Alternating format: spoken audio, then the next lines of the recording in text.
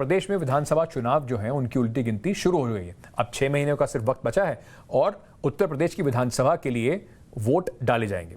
ये वो मौका है जब 5 साल बाद जनता को तय करना है कि उनकी नई सरकार कौन होगी।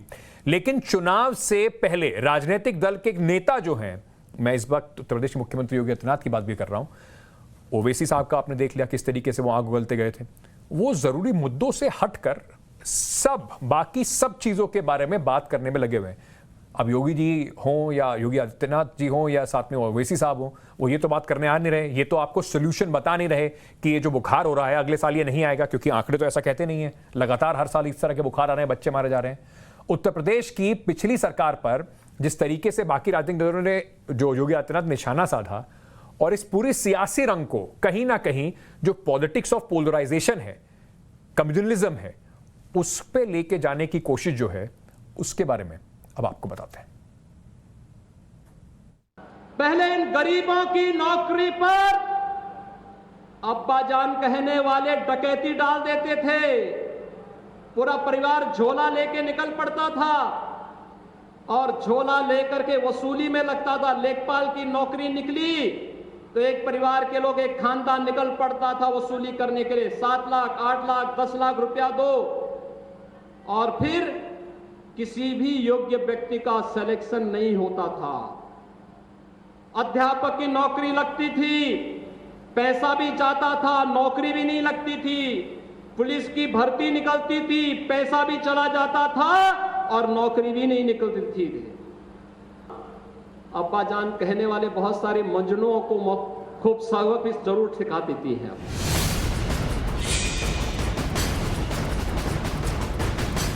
यूपी के सीएम योगी आदित्यनाथ का यह निशाना यूपी की पूर्ववर्ती अखिलेश यादव की सरकार पर था। कुशीनगर में एक परियोजना के शिलान्यास के मौके पर बोलते हुए सीएम योगी बात तो कर रहे थे गरीबों की, अपने वोटरों की, जरूरतमंदों की, आम लोगों की, राशन पानी की, लेकिन निशाने पर थी इससे पहले वाली यानी अखिलेश यादव की सरकार। कई तरह के आरोपों के बाद उन्होंने कहा कि अब गरीबों का राशन जो खाएगा वो जेल जाएगा। पहले इन गरीबों की नौकरी पर अब्बाजान कहने वाले डकैती डाल देते थे। यूपी में चुनाव से पहले हर दिन जुबानी जंग तीखी और तेज होगी। पहले गरीबों की बात हुई, फिर सीएम योगी ने अपने भाषण में तालिबान और बिच्छू की बात कर दी। कहा बिच्छू कहीं भी रहेगा आपको ही डसेगा। क्या राम भक्तों पर गोली चलाने वाले राम मंदिर बनाते? क्या गोली चलाने वाले और दंगा कराने वाले कश्मीर से धारा 370 को हटाते? तालिबान का समर्थन करने वाले क्या 3 तलाक को रोकते? तो भाइयों बहनों, फिर इस जातिवादी और वंशवादी मानसिकता को प्रदेश की जनता कतई बर्दाश्त न करे। याद रखना, बिच्छू कहीं होगा तो डसेगा ही।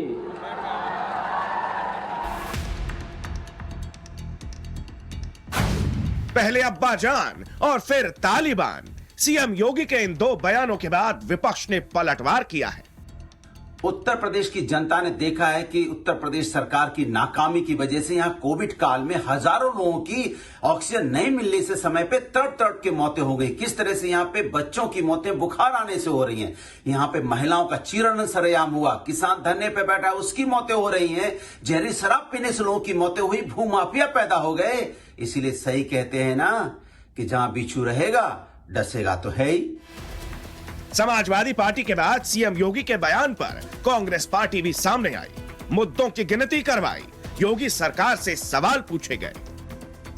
उनसे पूछिए, जो लाशें गंगा में तैर रही थी, सरकार ने किसी से ने जाकर पूछा? कोविड ने जिस तरह से महामारी फैलाई उत्तर प्रदेश में, जिस तरह से लोगों ने जान गंवाई, उनकी तो किसी ने सुध नहीं ली कि वो क्या कहते थे अपने माता पिता को। यूपी में अब विधानसभा चुनाव की उल्टी गिनती शुरू हो चुकी है। सीएम योगी विपक्ष पर निशाना साध रहे हैं तो विपक्ष योगी सरकार को ही कोस रही है।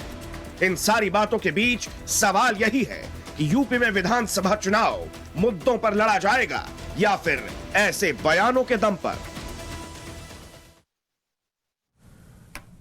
तो आपने देखा किस तरीके से बात जहां पर होनी चाहिए जो फिरोजाबाद में हो रहा है, पर राजनीति में क्योंकि चुनाव अब है तो बात होगी सब चीजों की, पर शायद उन मुद्दों की जो जनता से जुड़े हुए हैं।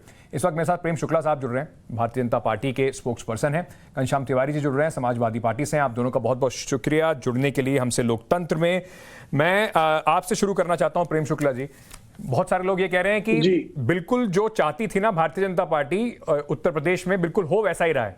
शायद दिखाने के लिए बहुत कुछ नहीं है, तो अब आपने ये अब्बाजान जी वाला मुद्दा शुरू कर दिया। अब कोई बात नहीं करेगा फिरोजाबाद की, अब कोई बात नहीं करेगा कि कहां कर हॉस्पिटल में दिक्कतें हो रही हैं। अब सब लोग इसी पे टूट पड़ेंगे, चाहे मीडिया हो चाहे ऑपोजिशन पार्टीज हो, सबको ले लिया आपने अपने प्लान में।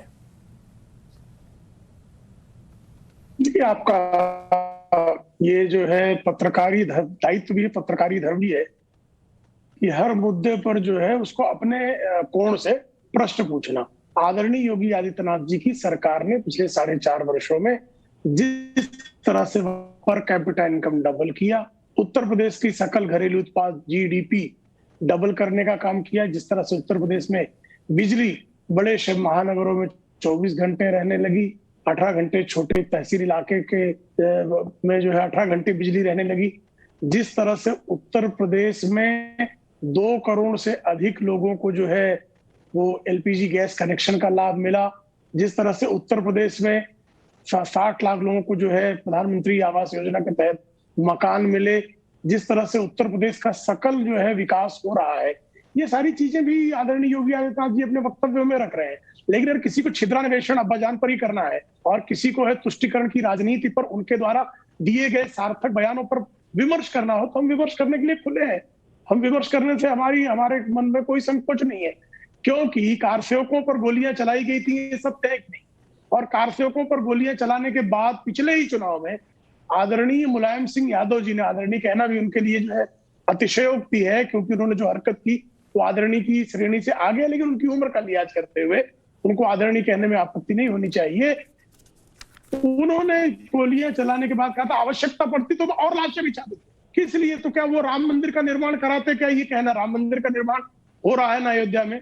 अनुच्छेद 370 का संशोधन कश्मीर में हुआ ना, ये सत्य है ना? ट्रिपल तलाक पर न्याय मिला। आपने इतनी सारी बातें मुझे गिनाई जो सरकार ने, उत्तर प्रदेश की सरकार ने करा है, तो फिर क्या आवश्यकता पड़ जाती है पॉलिटिक्स ऑफ पोलराइजेशन की? क्यों नहीं ऐसा होता कि आप सीधे सीधे जाकर लोगों को बताएं ये हमने करा है, ये हमारा काम है, दीजिए इस पे वोट। अंकित जी, बहुत अच्छा प्रश्न है। देखिए, हम जो है पॉलिटिक्स ऑफ पोलराइजेशन नहीं कर रहे हैं। हम जो पॉलिटिक्स ऑफ पोलराइजेशन हुआ करती थी, वंश विशेष के लोगों के हाथों में सत्ता होना, जाति विशेष के लोगों का सारे थानों में तैनात हो जाना, मजहब विशेष के लोगों के उत्सव होंगे और धर्म विशेष के लोगों के उत्सव नहीं होंगे, ये जो राजनीति 2017 के पहले चलती थी, उसमें हमने किस तरह से परिवर्तन कर दिया। सबका साथ, सबका विश्वास, सबका विकास, जिस तरह से आदरणीय योगी आदित्यनाथ जी ने आदरणीय नरेंद्र मोदी जी के नेतृत्व में संचालित किया उत्तर प्रदेश में, जब हम वो बताते हैं तो रेफरेंस में जो पुरानी अव्यवस्था थी उन अव्यवस्थाओं को भी गिनाते हैं। नहीं, अव्यवस्थाओं को गिनाने के लिए अगर विशेष शब्द इस्तेमाल करते हैं तो उस पर शायद आपत्ति है कि अव्यवस्था गिनाने के लिए जो आप बढ़िया काम कर रहे हैं उसमें भी कहीं ना कहीं कम्युनिकल दे रहे हैं। घनश्याम तिवारी जी, सीधा सीधा आरोप आपके ऊपर यह है कि आप लोग 2017 से पहले जो करते थे, जो आपने परसेप्शन बनाया था एक जाति विशेष का तुष्टिकरण की राजनीति का, उस पिच पर खेल रही है बीजेपी। नमस्कार अंकित, आपके दर्शकों को, आपको और प्रेम शुक्ला जी को मैं पहले 2 बातें कहूंगा। पहले तो कुछ 2 दिन पहले इकोनॉमिक टाइम्स का हेडलाइन था फ्रंट पेज पे, September 11, 2021, Taliban dominates BJP social media campaign in Uttar Pradesh. ये पिच तो हमने नहीं बनाई। तो भारतीय जनता पार्टी शमशान कब्रिस्तान की राजनीति करती है, इसमें ये चैंपियन है। चाहे इसमें प्रदेश में हर गांव में, हर शहर में लाशें गंगा में बह जाएं, लोग हताहत हो जाएं, बच्चे मर जाएं, इनके कान पे जू नहीं रेंगती। जहां तक अब्बाजान पॉलिटिक्स की बात है, उसको तो मैं यही कहूंगा कि जिसने अपने अब्बाजान को बदला, उनके दिए नाम को बदला, आज अखबार में झूठे प्रचार से अपने किए काम को बदला, खोखले भाषण हर पहर बेचता है, राशन की बात कहें सांप्रदायिक बेचता है। ये तस्वीर तो पूरे देश ने देखी है, कहीं का फ्लाईओवर, कहीं की फैक्ट्री, किसी का भाषण, ठीक है, जिसके पास दिखाने को कुछ नहीं है। ये इनका घोषणा पत्र है 2017 का। मैं चैलेंज करता हूँ प्रेम शुक्ला जी से, इसमें कोई भी एक पन्ना खोल लीजिए। ठीक है, मैं एक पन्ना ऐसे ही खोल लेता हूँ। एक पन्ना मैंने खोल लिया। इस पन्ने में लिखा हुआ है, क्या लिखा है? सशक्त नारी समान अधिकार, इसमें कोई भी एक चीज पूरी हुई हो।